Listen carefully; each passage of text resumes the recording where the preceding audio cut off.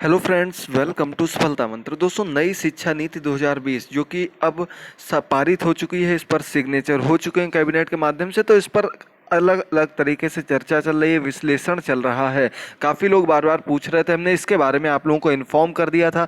पूरी जो सटीक जानकारी थी वो हमने आपको दे दी थी, लेकिन उसके बाद भी काफ़ी लोग पूछ रहे थे कि टीचर्स के लिए क्या है, यूपी टेट, सी टेट, इसमें क्या परिवर्तन होगा, सुपर टेट में क्या परिवर्तन होगा, इसका जो लोग डीएलएड किए हुए बीएड कर रहे हैं इन लोगों में क्या परिवर्तन हो सकता है, क्या चेंजेस किए जाएंगे, कैसा पैटर्न होगा, क्या प्राइमरी में इंटरव्यू होगा। इन सभी बातों पर आज हम लोग इस क्लास में चर्चा करेंगे। और सबसे बड़ा प्रश्न, क्या टेट सी टेट के नंबर भी जुड़ेंगे आगे से परीक्षाओं में। तो आज इन सभी बातों पर हम लोग चर्चा करेंगे। नई शिक्षा नीति, जो राष्ट्रीय शिक्षा नीति 2020 जारी की गई है, अगर इसका पूरा ड्राफ्ट आप लोग पढ़ना चाहते हैं वो हमने अपने टेलीग्राम चैनल पर अपलोड कर दिया है, वहाँ पर जाकर आप इसको पढ़ सकते हैं। टेलीग्राम का लिंक नीचे दिया गया है। और अपनी अन्य जानकारी, पूरी तैयारी के लिए भी हमको आप सब्सक्राइब कर सकते हैं। आपकी super TET, UP TET, C TET की पूरी तैयारी यहीं पर कराई जा रही है। तो चलिए विश्लेषण पर शुरू से बढ़ते हैं। सबसे पहली बात आती है दोस्तों, नई शिक्षा नीति में दिया क्या गया है आखिर।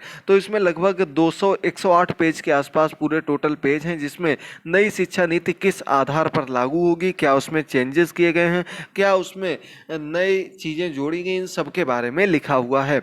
तो सबसे पहले दोस्तों आपको बता दें, जो सबसे बड़ा चेंज है वो है क्वालिटी एजुकेशन पर, यानी कि टीचर्स की क्वालिटी पर, पढ़ाई जो होती है उसकी क्वालिटी पर इसमें सबसे ज़्यादा चेंजेस किए गए हैं। सबसे बड़ा सवाल यही है कि जब चेंजेस हो गए तो टीचर्स भी चेंज कर दिए जाएंगे क्या। तो दोस्तों, जो नए टीचर लिए जाएंगे, जो पढ़ाई का पैटर्न होगा, जो हमारा सिलेबस होगा, जो पढ़ने वाले बच्चे होंगे, आगे से इन सभी चीज़ों में एक एक करके परिवर्तन किया जाएगा।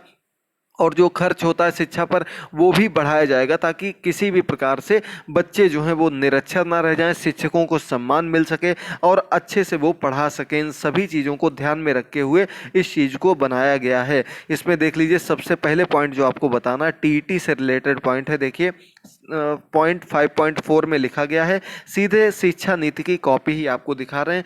शिक्षक पात्रता परीक्षा टीईटी सामग्री और शिक्षा शास्त्र दोनों के संदर्भ में बेहतर परीक्षण सामग्री को विकसित करने के लिए मजबूत किया जाएगा। यानी कि सबसे ज़्यादा जोर जो दिया जाएगा पेडागोजी पर दिया जाएगा, क्योंकि बच्चे छोटे होते हैं, उनको पढ़ाने के लिए अगर आपको शिक्षा शास्त्र आता है तो बहुत ही वो मायने रखता है। सबसे महत्वपूर्ण चीज़ पेडागोजी ही होती है। तो इस पर विशेष बल देने के लिए कहा गया है। स्कूल शिक्षा के सभी स्तर, चाहे वो आपका फाउंडेशन हो, बुनियादी हो, या आपका प्रारंभिक हो, मिडिल हो, या फिर माध्यमिक हो, जो कि हमने आपको बताया था 5+3+3+4, ये नया पैटर्न है। तो ये आपका आ जाता है बुनियादी में, फिर ये 3 आ जाता है आपका प्रारंभिक में, फिर 3 मिडिल में, और 4 जो आपका आ जाता है माध्यमिक में। ये आपका क्लास 12th तक के लिए है। इसके बाद ये क्लास 5th पर पूरा होगा, ये क्लास 8th पर, और अगला क्लास 12th पर। ये 4 इसमें अलग अलग पार्ट में बांट दिया गया। क्लास 10th के बोर्ड को अब ज़्यादा महत्व तो नहीं दिया जाएगा, और लगभग 2030 तक जैसा कि लगता है धीरे धीरे इसको खत्म कर दिया जाएगा क्लास 10th के बोर्ड पर। और क्लास 2nd, 5th, 8th और 12 इन सबको ज़्यादा महत्व दिया जाएगा। उसमें भी क्लास 8th को और 12 को सबसे ज़्यादा महत्व दिया जाएगा। अगला पॉइंट देखिए क्या लिखा गया है कि शिक्षकों को शामिल करने के लिए टीईटी को विस्तृत किया जाएगा, यानी कि टीईटी का क्षेत्र और ब्रॉड किया जाएगा। यानी कि यहाँ से आप लोग समझ सकते हैं कि अगला आपका जो भी पेपर होगा केंद्र स्तर पर, उसमें जरूर कुछ ना कुछ बदलाव देखने को मिलेगा।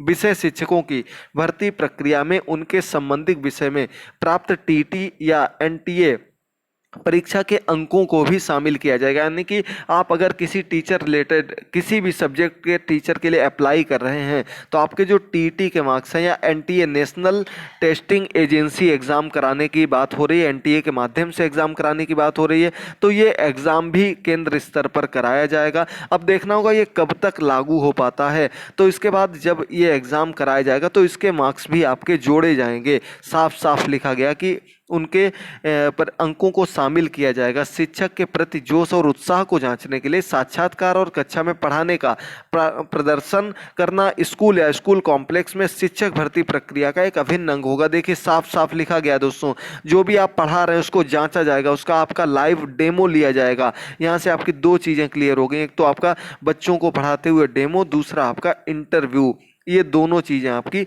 जोड़ दी गई हैं, इंटरव्यू और डेमो। लेकिन फिर से आपको बता रहे हैं सभी चीज़ें भी सिर्फ केंद्र स्तर पर की गई हैं। देखना होगा राज्य स्तर में इसमें क्या परिवर्तन किया जाता है, क्या इंटरव्यू लागू किया जाएगा, क्योंकि सभी ग्रुप बी तक की जॉब्स में इंटरव्यू को खत्म कर दिया गया है। इस हालात में देखना होगा कि केवल केवल डेमो लिया जाएगा या इंटरव्यू, क्योंकि इंटरव्यू में बहुत ही ज़्यादा करप्शन हो जाता है, बहुत ही ज़्यादा भ्रष्टाचार के हालात बढ़ जाते हैं।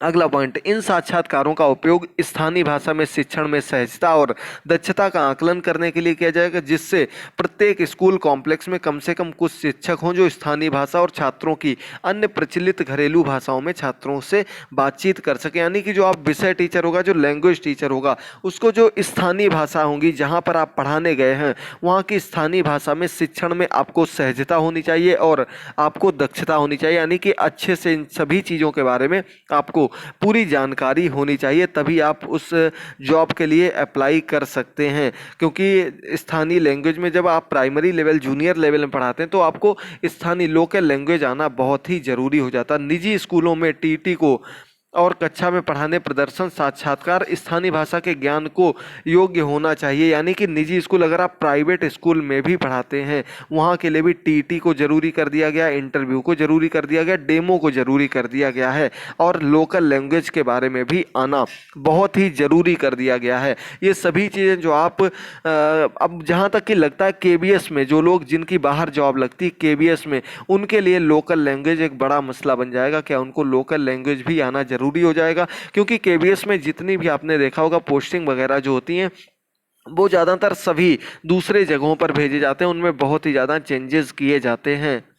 तो ये चेंजेस देखने को मिल सकते हैं। आपका जो केवीएस केंद्रीय विद्यालय होते हैं, जो आपके नवोदय विद्यालय होते हैं, जहाँ तक कि मुझे लग रहा है इनमें सबसे ज़्यादा परिवर्तन सबसे पहले लागू किया जाएगा, क्योंकि बाकी आपके जो भी स्कूल होते हैं वो राज्य के अंतर्गत आते हैं। और एक लाइन इसमें और लिखी गई कि जो भी परिवर्तन किए जाएंगे, जो भी चयन प्रक्रिया होगी उसमें राज्य भागीदार होगा, राज्य अपने अनुसार चयन प्रक्रिया को बना सकता है। चलिए आगे बढ़ते हैं, कुछ अन्य जानकारी आप लोग देखते रहिएगा। ये आपके सामने पूरी, आप वहाँ पर जाकर के शिक्षा नीति को पढ़ सकते हैं, समझ सकते हैं। ये सबसे ज़्यादा आपके जो डीएलएड के स्टूडेंट्स हैं, बीएड कर रहे हैं वर्तमान समय में, उसके लिए ज़्यादा जरूरी हो जाएगा। अगला आपका पॉइंट है पेडागोजी पर ज़्यादा ध्यान दिया है। बिल्कुल सही बात दोस्तों, सीटेट में तो आपने देखा होगा 75 क्वेश्चन आपके पेडागोजी के आते हैं, लेकिन अभी तक आपके यूपी टेट में, सुपर टेट में पेडागोजी लगभग बिल्कुल जीरो है, नहीं पूछी जाती है। तो इस बार हो सकता है कुछ चेंजेज इसमें भी कर दिए जाएं, इसमें भी आपके पेडागोजी के पोर्शन को रखा जाए, क्योंकि सिलेबस में आपके हर बार पेडागोजी दिया रहता है,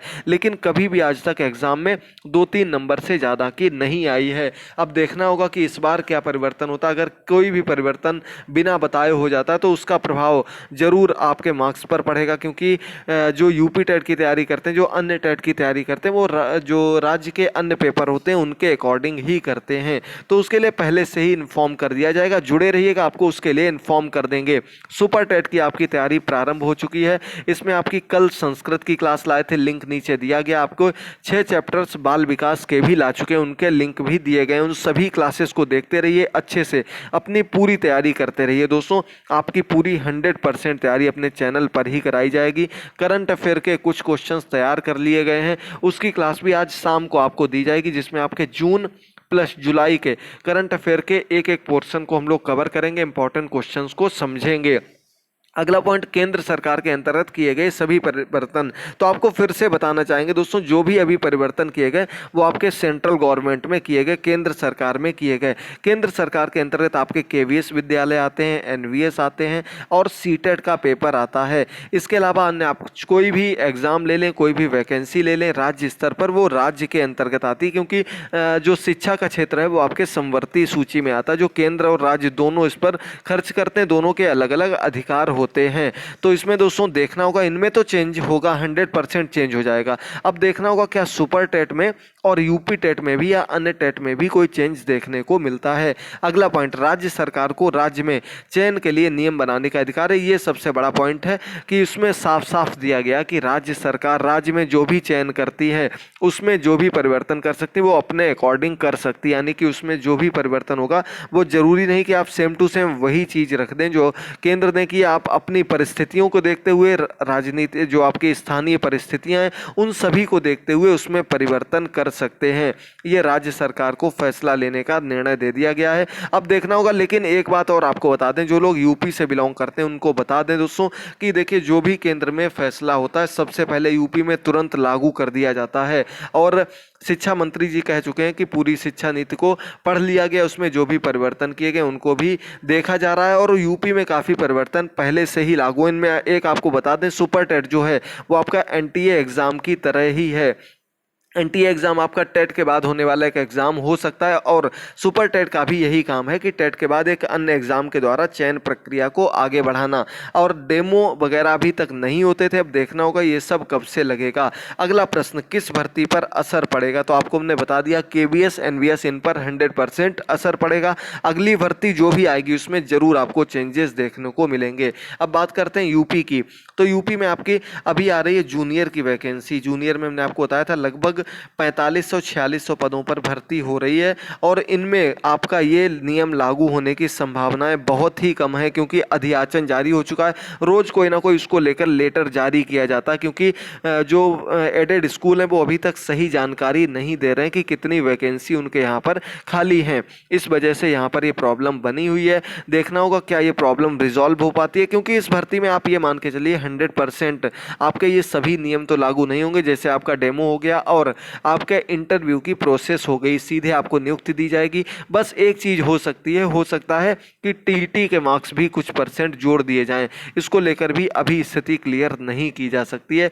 ये कुछ प्रश्न थे दोस्तों। अगला प्रश्न एक और है, अंतिम प्रश्न है। इसके बाद अगर आपके मन में कोई भी प्रश्न उठता है तो आप लोग कमेंट बॉक्स में कमेंट करके बताइएगा। पूरा आपका सटीक विश्लेषण करके बता दिया है। शाम को आपकी एक और क्लास होगी जिसमें कि हम लोग कवर करेंगे आपके करंट अफेयर को, और इसके अलावा संस्कृत की चैप्टर वाइज क्लासेस भी आपकी कल से प्रारंभ हो जाएंगी। क्या बीएड डीएलएड बंद हो जाएगा? तो दोस्तों आपको बता दें कि अभी बंद कुछ नहीं होगा। जो जैसे कोर्सेज चल रहे थे ठीक वैसे ही चलते रहेंगे, लेकिन यह है कि आगे इनमें चेंजेस कर दिया जाएगा। जैसे बीएड एक 12th के बाद इंटीग्रेटेड कोर्स कर दिया जाएगा और बीएड के जो भी कोर्स होंगे वही 2030 के बाद वैकेंसी के लिए अप्लाई कर पाएंगे, ऐसा कहा जा रहा है।